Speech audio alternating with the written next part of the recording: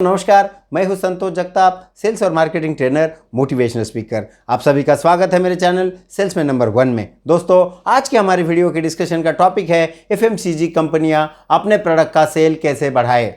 दोस्तों, आज के इस कंपटीशन के दौर में सेल बढ़ाना और बरकरार रखना बहुत ही चुनौतीपूर्ण कार्य बन गया है, क्योंकि ग्राहकों को बहुत सारे विकल्प जो हैं एक ही प्रोडक्ट के मार्केट में मिलने लगे हैं। इस कारण से सेल कम हो रहा है या फिर सेल हम लोग बरकरार नहीं रख पा रहे हैं। तो मैं कुछ टिप्स आपको यहाँ देने जा रहा हूँ, जिसके माध्यम से आप अपने प्रोडक्ट का सेल बढ़ा सकते हैं और उसको आगे लेके जा सकते हैं। हमको सबसे पहले कुछ बिंदुओं पे मैं आपसे यहाँ चर्चा कर रहा हूँ, वो इस प्रकार से हैं। सबसे पहले एनालिसिस कीजिए, distribution management, quality control, product management, product pricing, trade scheme management, product promotion, man power training, modern trade और ऑनलाइन सेल्स। इन बिंदुओं पे मैं आपके साथ में चर्चा करने वाला हूं। दोस्तों, सबसे पहले आप समझ लीजिए कि एनालिसिस आपको करना पड़ेगा। अब एनालिसिस क्या चीज़ का है कि प्रोडक्ट क्यों नहीं चल रहा है।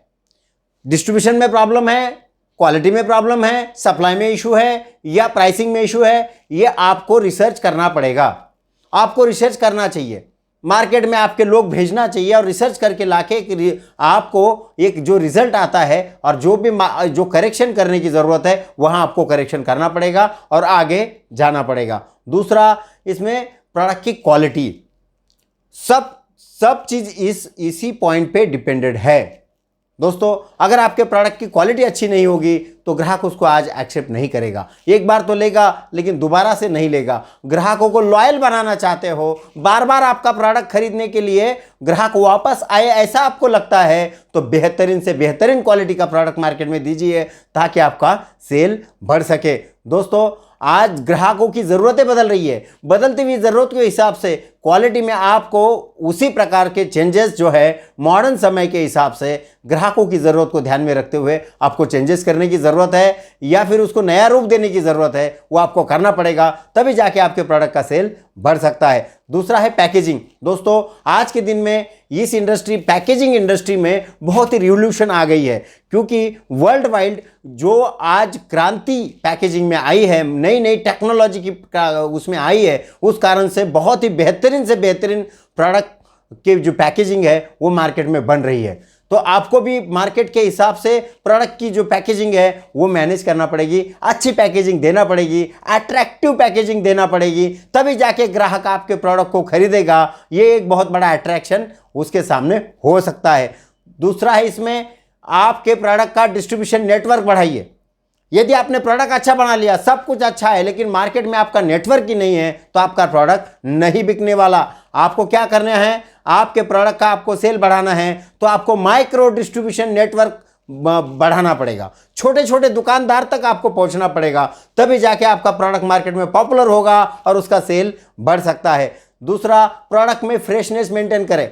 अभी इसमें क्या होता है, कभी कभी प्रोडक्ट मार्केट में डाल देते हैं, प्रोडक्ट बिकता नहीं है, खराब होता है, उसकी तरफ कोई ध्यान नहीं देता है, तो फिर वो एक्सपायरी हो जाता है, फिर कंपनी का नाम खराब होता है और ऐसे में डिस्ट्रीब्यूटर और दुकानदार इनके संबंध भी खराब होते हैं। तो इसलिए ध्यान रहे, प्रोडक्ट को जब भी आप मार्केट में देते हैं तो उसका मर्चेंटाइजिंग होना चाहिए, यानी कि प्रोडक्ट को बार बार उसके ऊपर धूल लगी है, उसको पोंछना है, प्रोडक्ट को सामने विजिबल करना है, ऐसी एक्टिविटी आपको करते रहना चाहिए, तभी जाके प्रोडक्ट का फ्रेशनेस मेंटेन हो सकता है। आजकल ग्राहक बहुत जागरूक हो गया है, मैन्युफैक्चरिंग डेट देखे बगैर आपका प्रोडक्ट खरीदता नहीं है, इसलिए प्रोडक्ट के फ्रेशनेस में आप हमेशा मेंटेन कीजिए। दोस्तों, ट्रेड स्कीम जो है आज के दिन में सबसे बड़ा फैक्टर है क्वांटिटी में सेल्स करने के लिए। रेगुलर तो आपका सेल हो जाएगा, लेकिन आपको अगर क्वांटिटी में सेल करना है तो कंपटीशन के मुकाबले में आपको कहीं ना कहीं ज़्यादा का बेनिफिट दुकानदार को देना पड़ेगा। जब तक आप नहीं दोगे तब तक आपका सेल बढ़ने वाला नहीं है। आपको 3 प्रकार की अलग अलग स्कीम आपको प्लान करना चाहिए। सबसे पहले दुकानदार के लिए अलग स्कीम, होलसेलर के लिए अलग स्कीम और मॉडर्न ट्रेड के लिए अलग स्कीम और ऑनलाइन के लिए अलग स्कीम।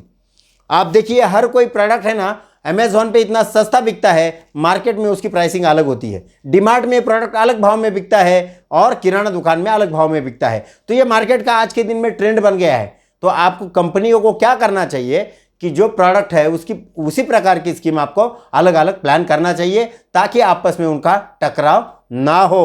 दोस्तों, प्रोडक्ट का प्रमोशन, ये बहुत इंपॉर्टेंट है। आज आपका प्रोडक्ट मार्केट में है, दुकानदार के पास अवेलेबल है, लेकिन ग्राहक को उस प्रोडक्ट के बारे में पता ही नहीं है, तो ग्राहक क्यों आपका प्रोडक्ट खरीदेगा? इसलिए आपको क्या करना चाहिए? प्रोडक्ट का प्रमोशन करना चाहिए। अब प्रमोशन जैसे फ्री सैम्पलिंग होती है, आप फ्री सैम्पलिंग कर सकते हैं। अलग अलग ग्रुप के लिए आप इवेंट्स कर सकते हैं। वो यदि प्रोडक्ट महिलाओं से संबंधित है, किचन से संबंधित है, तो महिलाओं के लिए कुछ इवेंट आप रख सकते हैं। प्रोडक्ट युवाओं से संबंधित है तो उस प्रकार की कैंपेनिंग आप कर सकते हैं। तो आपको ग्राहकों की ज़रूरत को ध्यान में रखते हुए आपको उसमें आपके प्रोडक्ट का प्रमोशन करना चाहिए। इन शॉप सेलिंग आप कर सकते हैं, प्रोडक्ट का डिस्प्ले आप कर सकते हैं, अच्छी विजिबिलिटी आप करवा सकते हैं। इस कारण से भी आपके प्रोडक्ट का सेल बढ़ सकता है। दूसरा, इसमें होलसेलर, रिटेलर, इनके लिए कुछ टारगेट स्कीम आप रख सकते हैं, वो भी एक आपके सेल बढ़ाने का अच्छा माध्यम हो सकता है। और प्रोडक्ट का एडवर्टाइजमेंट करें। एडवर्टाइजमेंट आज के दिन में बहुत ज़रूरी है। फिर वो सोशल मीडिया के माध्यम से आप कर सकते हैं, प्रिंट मीडिया के माध्यम से कर सकते हैं, या इलेक्ट्रॉनिक मीडिया के माध्यम से कर सकते हैं, और होर्डिंग के माध्यम से कर सकते हैं, बैनर पोस्टर का सही इस्तेमाल करके कर सकते हैं। तो बहुत अलग अलग विकल्प आपके सामने हैं एडवर्टाइजमेंट के। तो एडवर्टाइजमेंट ज़रूर करें, वो आपके प्रोडक्ट का सेल बढ़ाने में आपको मदद कर सकता है। सबसे महत्वपूर्ण बात आपसे मैं यहाँ पे शेयर करने जा रहा हूँ कि आपका जो सेल स्टाफ है उनको ट्रेनिंग दे, बहुत ज़रूरी है। आपने अच्छा प्रोडक्ट बना लिया, आप अच्छा नेटवर्क बना लिया, लेकिन आपका सेल्स स्टाफ यदि ट्रेंड नहीं होगा तो वो प्रोडक्ट को अच्छी तरह से मार्केट में नहीं बेच पाएगा। उनको आप ट्रेनिंग दीजिए। ट्रेनिंग क्या क्या बिंदुओं पे आपको ट्रेनिंग देना पड़ेगी? सबसे पहला पॉइंट है उसमें product knowledge, competitor product knowledge, खुद के कंपनी का product knowledge, product pricing, competitor product pricing, है ना। कम्युनिकेशन स्किल्स उनको सिखाइए, सॉफ्ट स्किल्स उनको सिखाइए कि बाहर वर्क प्लेस पे कैसे बिहेव करे, लोगों के साथ कैसे बर्ताव करे, है ना। इस प्रकार के स्किल आप उनको सिखा सकते हैं। डीलर हैंडलिंग के स्किल उनको आप सिखा सकते हैं, मैन पावर हैंडलिंग और कंप्लेंट हैंडलिंग।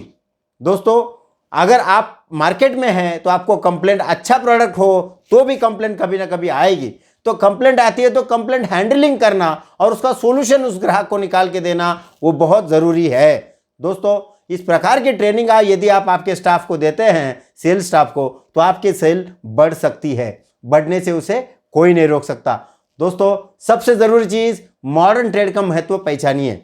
आज हम देख रहे हैं अधिक से अधिक ग्राहक सुपरमार्केट में जाके खरीदना चाहते हैं। किराना दुकान में से ज़्यादा उनको सुपरमार्केट में जाने में ज़्यादा उनको आनंद आता है, क्योंकि वहाँ पे अलग अलग प्रकार की स्कीम उनको मिलती हैं। उसमें सबसे पॉपुलर स्कीम है buy one get one scheme, बहुत बड़ा discount, buy two get one, या बहुत सारा डिस्काउंट, ऐसा कुछ भी स्कीम। वहाँ पे एक कुछ फ्री होता है, एक प्रोडक्ट के साथ दूसरा प्रोडक्ट फ्री। तो इस प्रकार की कोई स्कीम होती है। इसलिए मॉडर्न ट्रेड जो है, सुपरमार्केट का जो मार्केट है, उसके ऊपर खास करके आपको ध्यान देना चाहिए, क्योंकि आज के समय की ज़रूरत यही है। और सबसे लास्ट जो है, तो आप ऑनलाइन शॉपिंग का महत्व पहचानिए। ऑनलाइन के जो पोर्टल है, फिर वो अमेजॉन है, फ्लिपकार्ट है, और इस प्रकार के आदि कई आज के दिन में प्लेटफॉर्म उपलब्ध हो गए हैं मार्केट में। और इन सभी का सेल जो है, हम लॉकडाउन के बाद में और लॉकडाउन के दरमियान भी हमने देखा, ज़बरदस्त तरीके से इनका सेल हो रहा था। और आज तो इनका सेल कई गुना पिछले 4 महीने में बढ़ा है। आपके आजू बाजू में देखिए, आपको ये ध्यान में आ जाएगा। तो इसका महत्व पहचानिए। आने वाले दिन में इस टाइप का जो सेल है, जो ऑनलाइन प्रोडक्ट का सेलिंग है, वो बड़े पैमाने पे 1000 गुना बढ़ने वाला है। ये समझ के आप इसमें ज़्यादा ध्यान आपको देने की ज़रूरत है।